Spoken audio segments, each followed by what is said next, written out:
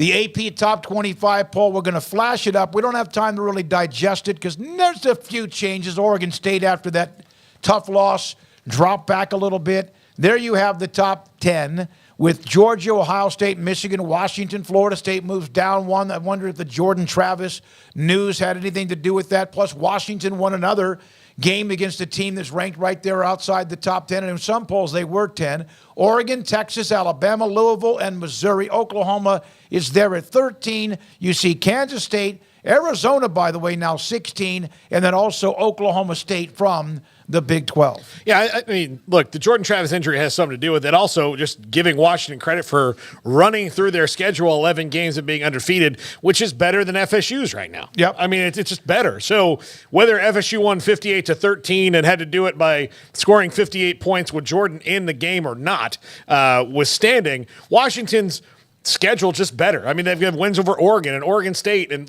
teams in the Pac-12. It's a better league USC, than the ACC. Yeah, so yeah.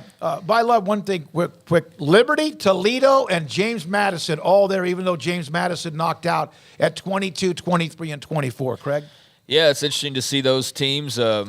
And also, how about Arizona? Yep. Good for them to be they're approaching now the top 15. Jed Fish doing a great job there.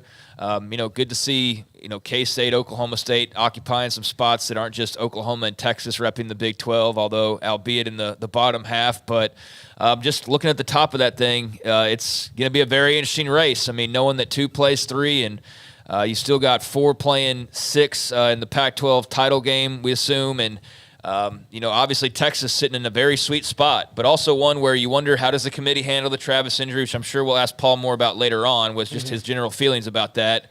And I don't want to cram it in here, but how does that get viewed?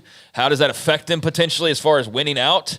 And then, if you're Texas, I think the only team that you can't really see getting affected in any way is Georgia, but they still got to play Alabama maybe in a couple weeks. So there's a lot of scenarios still out there in play for the college football playoff, especially when you got 4 of those top 7 or 4 of the top 6 that are going to be playing each other. So, it's going to be a wild race down to the finish line. We will put up, not now, the image of Jordan Travis saying his season, his career at Florida State's done, and I'll be here for you. Yeah, let's give that some time to breathe a little bit later. I try to give you some positive thoughts about when Tommy Frazier had the blood clot. We'll get to that because he's a hell of a player. Great respect for him.